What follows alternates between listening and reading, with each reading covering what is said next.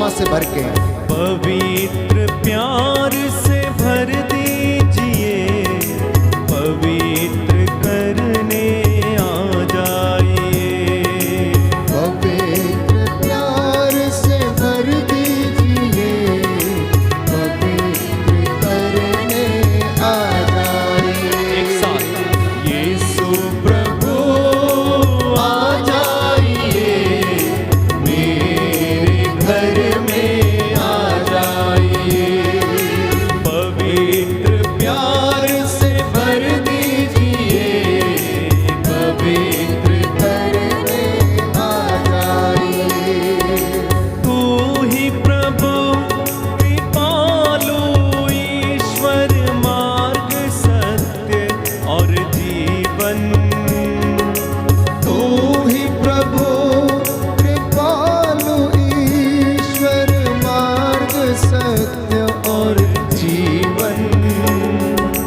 तेरे सिवा कोई नहीं, तेरे सिवा कोई नहीं, तेरे सिवा कोई नहीं, तेरे सिवा कोई। अपने हाथों को उठा के एक साथ यीशु प्रभु आ जाइए, मेरे दिल में आ जाइए। पवित्र प्यार से पवित्र प्यार से भर दीजिए, पवित्र करने आ जाइए। यीशु प्रभु, यीशु प्रभु आ जाइए, मेरे घर में आ जाइए।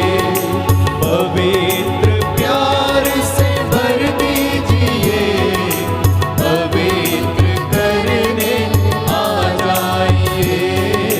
पवित्र करने आ जाइए, पवित्र करने आ जाइए।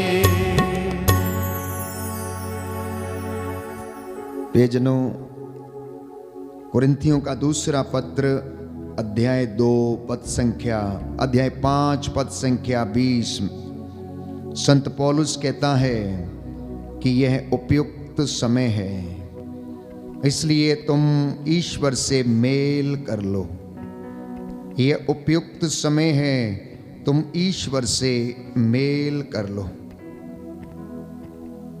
सुंदर वचन है प्यारे भाइयों और बहनों कि हम लोग प्रभु की पवित्रता के भागी बनने के लिए बुलाए गए हैं। उसके विश्वास में, उसकी धार्मिकता में आगे बढ़ने के लिए हम बुलाए गए हैं। इसलिए बाइबल हमें बताती है प्रिय भाइयों और बहनों, कुरिन्थियों का दूसरा पत्र अध्याय 6 पद संख्या 3 और उससे आगे, उपयुक्त समय में मैंने तुम्हारी सुनी, कल्याण के दिन मैंने तुम्हारी सहायता की, और देखो अभी उपयुक्त समय है, अभी कल्याण का दिन है। मसीह का कोई पाप नहीं था, फिर भी ईश्वर ने हमारे कल्याण के लिए उन्हें पाप का भागी बनाया, जिससे हम उनके द्वारा ईश्वर की पवित्रता के भागी बन सकें। ये आज का पवित्र वचन है कि प्रभु हमें आमंत्रित करता है अपने आप से मेल कराने के लिए। आखिर मेल करने की आवश्यकता क्या है? तो आवश्यकता इसलिए है क्योंकि इंसान ईश्वर से भागा हुआ है, और उसके ईश्वर से दूर भागने का नतीजा ये है कि उसके जीवन में अनेक प्रकार की विपत्तियां, कष्ट और दुख आ जाता है। पाप की अवस्था में वह जीवन बिताने लगता है। जीवन के लगभग हर स्तर में बुराई है प्यारे भाइयों और बहनों, और बाइबल इसके विषय में कहती है कि मनुष्य का हृदय बचपन से बुराई की ओर है। मनुष्य की प्रवृत्ति बचपन से बुराई की ओर है।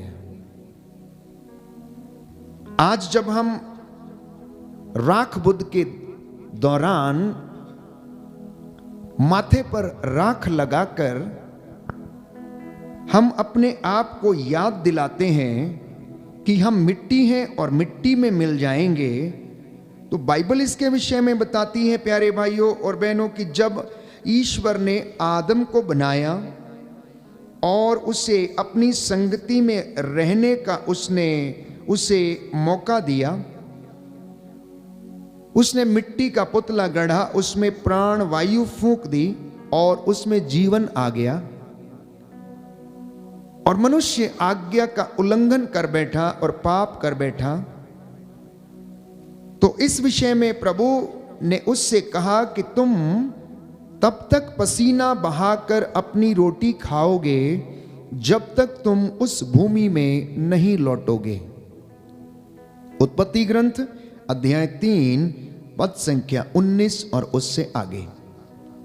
तुम तब तक पसीना बहाकर अपनी रोटी खाओगे जब तक तुम उस भूमि में नहीं लौटोगे जिससे तुम बनाए गए हो, क्योंकि तुम मिट्टी हो और मिट्टी में मिल जाओगे।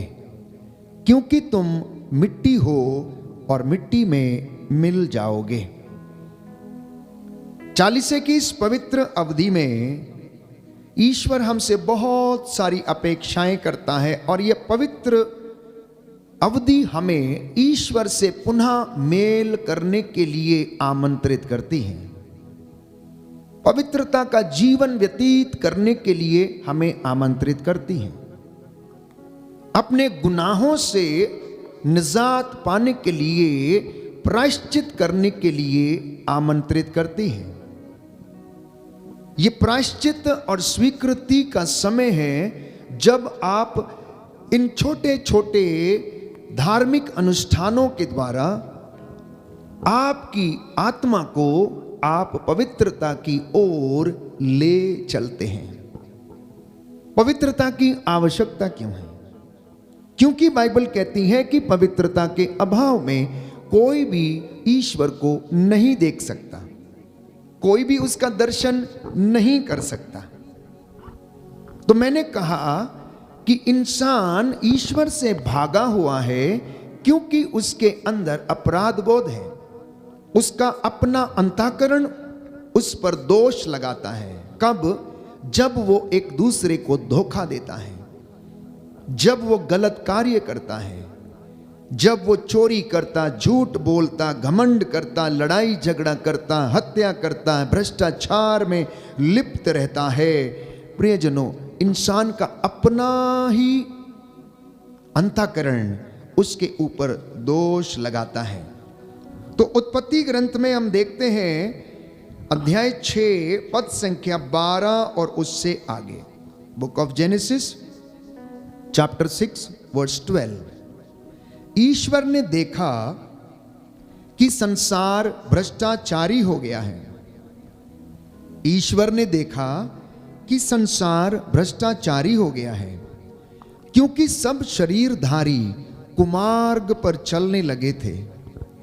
ईश्वर ने नूह से कहा कि मैंने सब शरीरधारियों का विनाश करने का संकल्प किया क्योंकि उनके द्वारा संसार हिंसा से भर गया है, और देखो मैं पृथ्वी के साथ उसका विनाश करूंगा।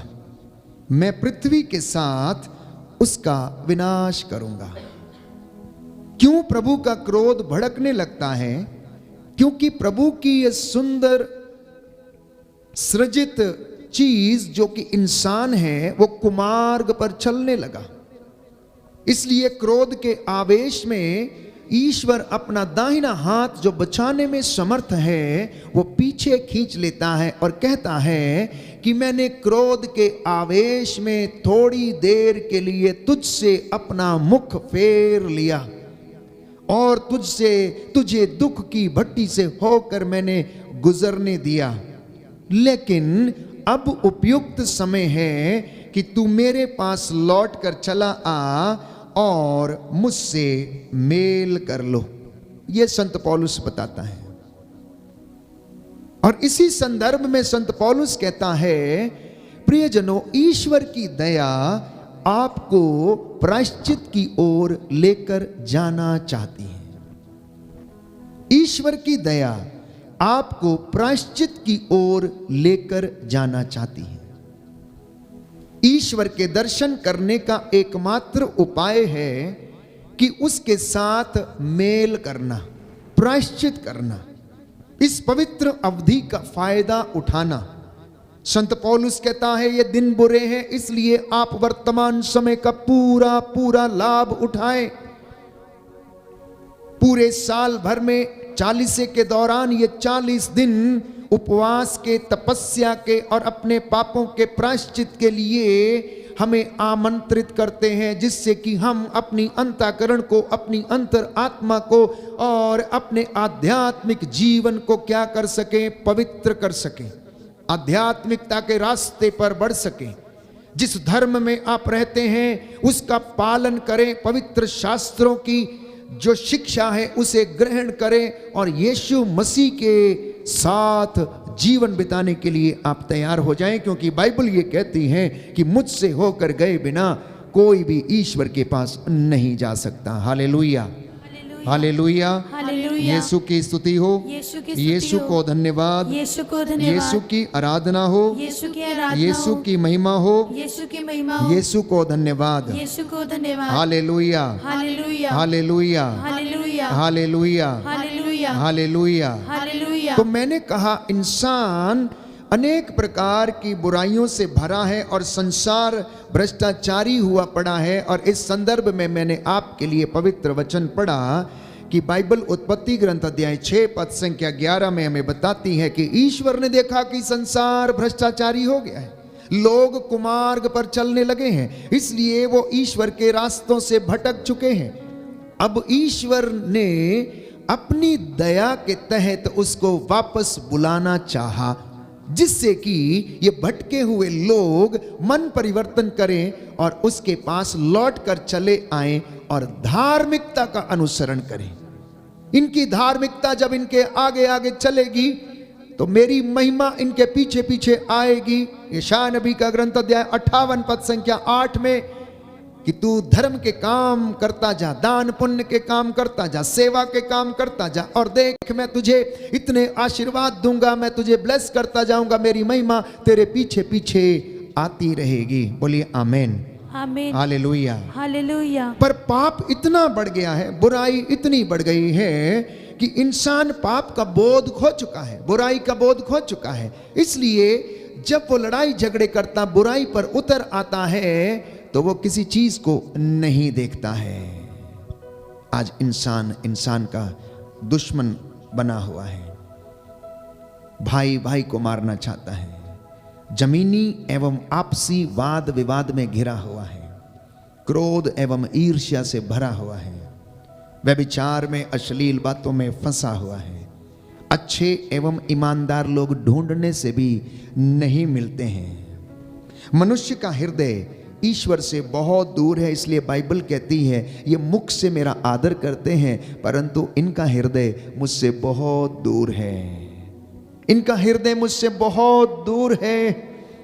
इसलिए यीशु ने कहा, जो प्रभु प्रभु कहकर मुझे पुकारते हैं उनमें से सब के सब ईश्वर के राज्य के अधिकारी नहीं होंगे, केवल वे लोग जो मेरे स्वर्गीय पिता की इच्छा पूरी करता है, केवल वही स्वर्ग का अधिकारी होगा। और जो सेवा के कार्य, पवित्रता के कार्य करता है, वही मेरे स्वर्गीय पिता के दर्शन करेगा। बोलिए amen, hallelujah, hallelujah, hallelujah, hallelujah, hallelujah. यीशु की स्तुति हो, यीशु की स्तुति हो, यीशु को धन्यवाद, यीशु को धन्यवाद, हालेलुया, हालेलुया, हालेलुया। हालेलुया।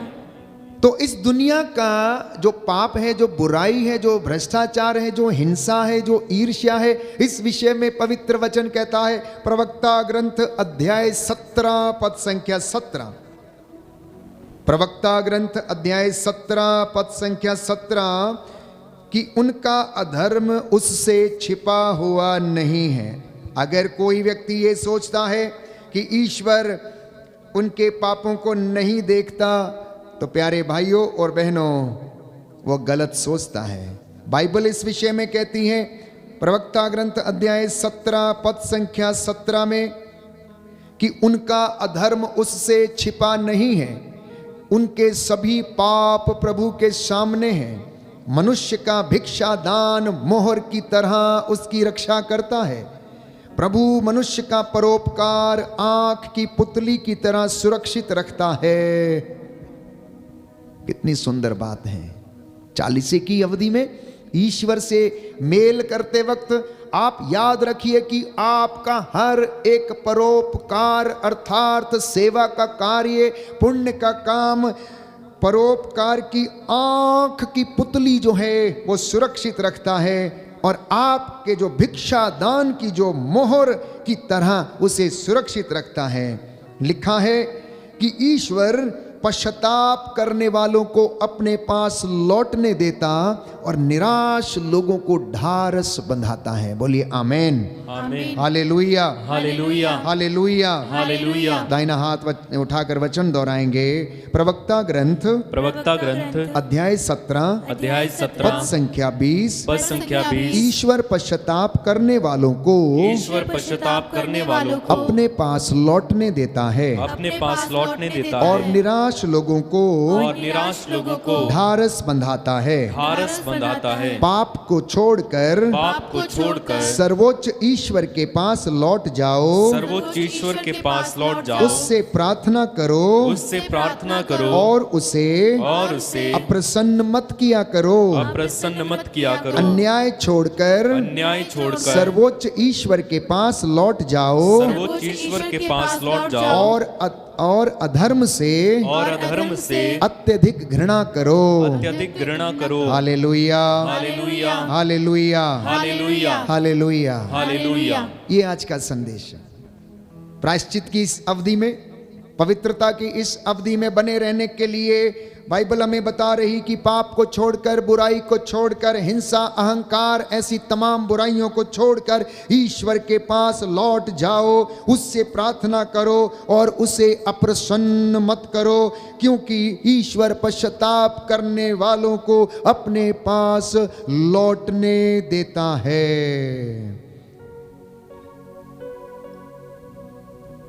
ईश्वर पश्चाताप करने वालों को अपने पास लौटने देता है। पाप से घृणा करिए, पापी से नहीं। पाप से घृणा करिए और पापी से नहीं। अधर्म के रास्ते बाइबल कहती है छोड़कर ईश्वर के मार्ग पर आगे बढ़ते जाइए। आज जब हम बात कर रहे हैं प्रायश्चित की, पवित्रता की, तो प्रिय भाइयों और बहनों, इस विषय में बाइबल हमें बताती है कि पश्चाताप का अर्थ है ईश्वर के पास लौटना। पश्चाताप का अर्थ है लौटना। और जब आप इस निर्णय को लेते हैं तो वह निर्णय आपके जीवन में आपको ईश्वर से मेल कराता है, क्योंकि परमेश्वर प्रायश्चित करने वालों को अपने पास वापस आने देता है। प्रेरितों का कार्यकलाप अध्याय 3 पद संख्या 19, जब ईश्वर के पास हम लौटते हैं तो वो हमारे पापों को क्या करता है? क्षमा करता है। जब हम ईश्वर के पास लौटते हैं तो वो हमारे पापों को क्षमा करता है। लिखा है, आप लोग पश्चाताप करें और ईश्वर के पास लौट आएं, जिससे आपके पाप मिट जाएं। लौटने का अर्थ है रियलाइजेशन, और रियलाइजेशन जब हो जाता है तो ट्रांसफॉर्मेशन होनी शुरू होने लगती है। जब व्यक्ति इस बात को एहसास कर लेता है कि मैं एक कमजोर मनुष्य हूं, मेरा जीवन क्षणभंगुर है, ईश्वर का तत्व मेरे अंदर सक्रिय है और निवास करता है, और उसकी दया मुझे अपनी ओर फिर से लेकर जाना चाहती है। हालांकि मैं अपने ही स्वास्थ्य के घमंड में, अहंकार में, अपने धन, लोभ, लालच की अवस्था में उससे दूर चला गया था, लेकिन अब वो मुझे फिर से बुलाना चाहता। जब हम ये निर्णय लेते हैं, लौट कर चले आते हैं, तो बाइबल हमें बताती है कि वह आपके पापों को क्या करता है? क्षमा करता है। आपके पापों को क्षमा करता है। प्रज्ञा ग्रंथ अध्याय 11 पद संख्या 23, book of Wisdom chapter 11 verse 23। ईश्वर हमारे पापों को अनदेखा करता है ताकि लोग प्रायश्चित करें। आप में से बहुत सारे लोगों के साथ सवाल है कि इस दुनिया में इतनी बुराई है, इतने बुरे लोग हैं, ईश्वर उनको समाप्त क्यों नहीं कर देता है? क्यों उनकी स्मृति मिटा नहीं देता? क्यों उन्हें खत्म नहीं कर देता है? वो इसलिए नहीं करता है क्योंकि वो इंसान को अवसर देता है, वो इंसान को समय देता है पुनः उसके पास लौटने का। और इस विषय में बाइबल कहती है, प्रियजनों, प्रज्ञा ग्रंथ में हम पढ़ते हैं अध्याय 11 पद संख्या 23 में कि वह पापों को अनदेखा करता है ताकि लोग पश्चाताप करें। Hallelujah, hallelujah, hallelujah, hallelujah, hallelujah, hallelujah, hallelujah. Hallelujah. अध्याय 11 पद संख्या 23, बुक ऑफ विजडम। तू सबों पर दया करता है क्योंकि तू सर्वशक्तिमान है। तू मनुष्य के पापों को इसलिए अनदेखा करता है कि वह पश्चाताप करे, वह पश्चाताप करे। कई लोगों का सवाल है और मन में सोचते हैं कि क्या ईश्वर दंड देता है? प्रियजनों, बाइबल कहती है जो पिता अपने पुत्र को प्यार करता है वो उसे छड़ी लगाता है, लेकिन जो पिता अपने पुत्र को छड़ी नहीं लगाता वो उसका दुश्मन बनता है। और इसलिए अगर ईश्वर आपसे प्रेम करता है तो वो आपको दुख की भट्टी से होकर गुजरने देता है, क्योंकि उसने इंसान को संपूर्ण आजादी दी है भलाई और बुराई चुनने के लिए, जीवन और मृत्यु चुनने के लिए, अच्छाई और भलाई पर मार्ग पर चलने के लिए। वो हमसे जबरदस्ती नहीं करता है। इंसान की ये जीवन यात्रा के दौरान इंसान दान पुण्य के द्वारा, दशमांश के द्वारा, धर्म के कार्यों के द्वारा, सेवा के कामों के द्वारा उस पवित्रता को फिर से हासिल करता और उससे वह जुड़ जाता है। तो बाइबल कहती है कि क्या वास्तव में ईश्वर दंड देता है? तो इस विषय में प्रज्ञा ग्रंथ अध्याय 12 पद संख्या 10 में हम पढ़ते हैं, किंतु तूने धीरे धीरे दंड देकर उन्हें पश्चाताप का अवसर दिया, हालांकि तू उनका विकृत स्वभाव और जन्मजात दुष्टता जानता था, और यह भी कि वे अपने विचार कभी भी नहीं बदलेंगे। कितनी सुंदर बात है, ज्ञान की बातें हैं, पवित्रता की बातें हैं, पवित्र आत्मा के द्वारा प्रेरित की गई बातें हैं। ईश्वर जानता है कि ये विचार अपने कभी नहीं बदलेंगे, लेकिन फिर भी उसने धीरे धीरे दंड देकर इंसान को प्रायश्चित करने का अवसर दिया और देता रहता है। दाहिना हाथ उठाकर ये वचन दोहराएंगे, हालेलुया, हालेलुया, हालेलुया, हालेलुया। प्रज्ञा ग्रंथ प्रज्ञा ग्रंथ अध्याय 12 अध्याय 12 पद संख्या 10, पद संख्या 10। किंतु तूने धीरे धीरे दंड देकर धीरे धीरे दंड देकर उन्हें पश्चाताप करने का अवसर दिया, हालांकि तू उनका विकृत स्वभाव और जन्मजात दुष्टता जानता था, और यह भी कि वे अपने विचार कभी नहीं बदलेंगे, क्योंकि यह जाति प्रारंभ से ही अभिशप्त थी। तूने इसलिए उनके पापों का दंड नहीं दिया, कि तू किसी से डरता था, क्योंकि कौन तुझसे कहेगा तूने यह क्या किया। Hallelujah, hallelujah, hallelujah, hallelujah, hallelujah, hallelujah. प्यारे भाइयों और बहनों, बुराई और पाप, इनका रूप बड़ा भयानक है। ईश्वर जानता है, वो इंसान के हृदय के विचारों को भी जानता है। आप अपने आप से बात करके देखिए, अपने अंतर्मन से बात करके देखिए। हमारे दो स्वभाव हैं, हम सांसारिक आत्मा से संचालित होते हैं और ईश्वर की आत्मा से संचालित होते हैं। इन दोनों भाव को मनन चिंतन करने की कोशिश करें, इन दोनों वास्तविकताओं को समझने की कोशिश करें, आध्यात्म से जुड़कर उन अलौकिक चीजों को अनुभव करने की कोशिश करें जो हमें सांत्वना देती हैं, जो हमें सत्य के मार्ग पर लेकर चलती हैं, जो हमारे मार्गों का उजाला करती हैं, जहां पर हमें आनंद मिलता है, जहां पर हमें संतुष्टि का अनुभव होता है, जहां पर हमारी आत्मा खुश होती है, जहां पर हमारा अंतःकरण खुश होता है। और प्रियजनों, वो संतुष्टि हमें आनंद प्रदान करती है। याद रखिए, बाइबल ये कहती है अगर कोई व्यक्ति प्रायश्चित नहीं करेगा तो वो नष्ट हो जाएगा। गणना ग्रंथ अध्याय 32 पद संख्या 23, गणना ग्रंथ अध्याय 32 पद संख्या 23, book of Numbers chapter 32 verse 23। पाप का दंड भुगतना पड़ेगा, पाप का दंड भुगतना पड़ेगा, क्योंकि पाप पवन की तरह छितराता है। यशायाह नबी का ग्रंथ अध्याय 64 पद संख्या 5। पाप पवन की तरह छितरा देता है। गणना ग्रंथ में लिखा है कि इसका दंड भुगतना पड़ेगा।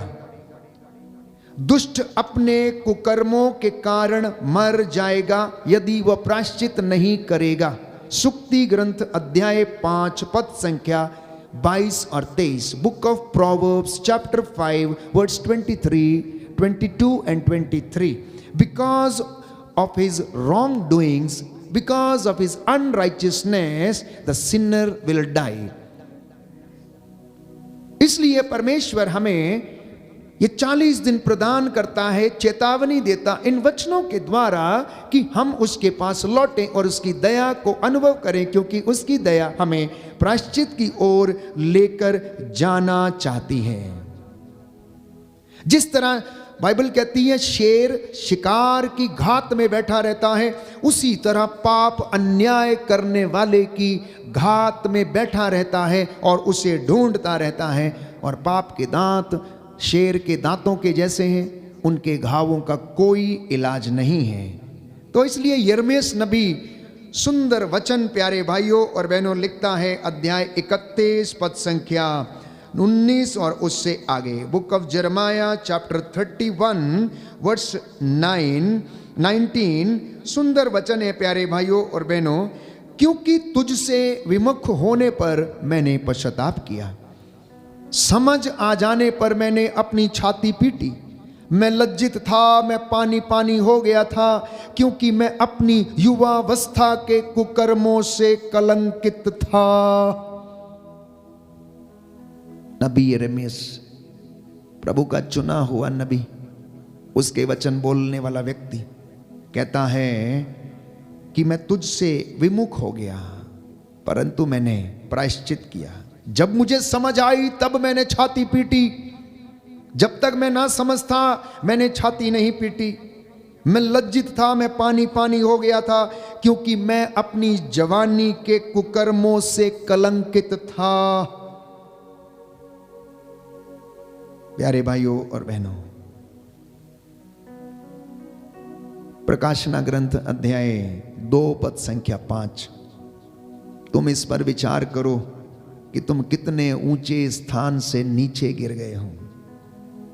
तुम इस पर विचार करो कि तुम कितने ऊंचे स्थान से नीचे गिर गए हो। इसलिए पश्चाताप करो और पहले जैसा आचरण करो। इसलिए पश्चाताप करो और पहले जैसा आचरण करो, क्योंकि वचन कहता है कि मुझे तुमसे एक शिकायत है, ना तो तुम ठंडे हो ना तो तुम गर्म हो, तुम कुनकुने हो गए हो। तुमने अपना पहले वाला जो उत्साह था वो त्याग दिया है, परमेश्वर से दूर चले गए हो। इसलिए तुम अब उसके पास लौटो, कुरिन्थियों का दूसरा पत्र अध्याय 7 पद संख्या 1, पवित्रता की पूर्णता तक पहुंचने का प्रयत्न करते रहो।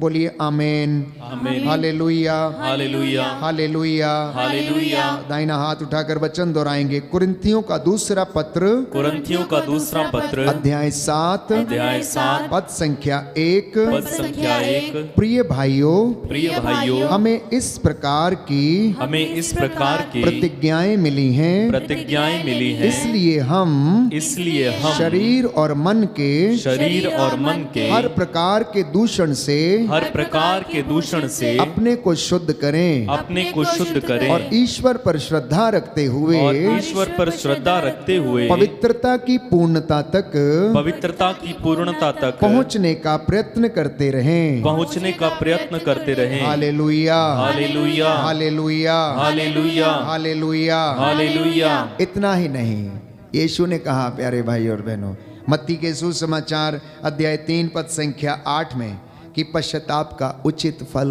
उत्पन्न करो। 40 की इस अवधि में सभी लोग दान पुण्य के द्वारा, सेवा के कामों के द्वारा, धार्मिक कामों के द्वारा अपने अपने पापों का प्रायश्चित करेंगे प्यारे भाइयों और बहनों। और बाइबल ये कहती है कि अगर तुमने प्रायश्चित किया है और प्रायश्चित एक निर्णय है तो इसका उचित फल उत्पन्न करना। कुरिन्थियों का दूसरा पत्र अध्याय 7 पद संख्या 7 में पवित्र बाइबल हमें बताती है, और उनके आगमन के द्वारा ही नहीं बल्कि उस सांत्वना द्वारा भी जो उन्हें आप लोगों की ओर से मिली थी, मुझसे मिलने की आपकी उत्सुकता, आपका पश्चाताप और मेरे प्रति आपकी चिंता, इसके विषय में उन्होंने हमको बताया है, और इससे मेरा आनंद और भी बढ़ गया है, और भी बढ़ गया है। तो यदि आप विश्वास करेंगे, ईसा मसीह में यदि आप विश्वास करेंगे, उसके वचनों पर यदि आप चलेंगे, तो आपको और आपके घराने को मुक्ति मिलेगी और आप प्रायश्चित का उचित फल उत्पन्न करेंगे। मैं पुनः एक बार याद दिला देना चाहता हूं, प्रभु की उपस्थिति में इस वक्त हम हाजिर हैं और वो आपसे इन वचनों के द्वारा बातें कर रहा है और 40 से की इस अवधि का महत्व आपको समझा रहा है। कहता है, पाप से ऐसे दूर भाग जाओ जैसे तुम सांप के सामने से दूर भाग जाते हो। अधर्म के कामों को छोड़ दो, प्रायश्चित का उचित फल उत्पन्न करो, क्योंकि वो हमारे पापों को अनदेखा करता है। उसकी दया हमें प्रायश्चित की ओर लेकर जाना चाहती है। ईश्वर पश्चाताप करने वालों को अपने पास लौटने देता है। उसके सदृश कौन ऐसा ईश्वर है जो पापों को हरता है, जो क्षमा करता है। इंसान इतनी गलतियां करता है लेकिन फिर भी ईश्वर उन्हें क्या करता है, माफ करता है, माफ करता है और अपने से मेल करने देता है। यह उचित समय है, यह उचित समय है। आइए हम ईश्वर के पास लौटें, हम ईश्वर के पास लौटें, अपना हृदय खोलकर हम उसे समर्पित हो जाएं प्यारे भाइयों और बहनों। आज के वचन हमारे जीवन में, घर में, परिवार में 100 गुना फल लाए। पापों के प्रायश्चित के लिए, गलतियों के प्रायश्चित के लिए एक दूसरे को क्षमा करना, सॉरी कहने की आदत डालें, जय यीशु कहने की आदत डालें, एक दूसरे को प्रभु के नाम पर ब्लेस करने की आदत डालें। माता पिता अपने बच्चों को यीशु के नाम पर ब्लेस करना। आपके घर में रोज वचन को दोहराया जाए, इन वचनों को आपकी चौखटों पर लिखा जाए और आपके घर की दीवारों पर लिखा जाए। घर आते समय, घर से बाहर जाते समय, यात्रा के समय, लेटते समय, सोते समय, सुबह उठते समय, सब समय इन वचनों पर मनन चिंतन किया करें और प्रभु के आप नजदीक रहेंगे, उसके सानिध्य को आप अनुभव करेंगे। फिर चाहे दुख बीमारी कितनी भी गंभीर क्यों ना हो प्रियजनों, आप उसका सामना कर सकते हैं, क्योंकि वो आपको सामर्थ्य देता है। आइए हम प्रार्थना करें।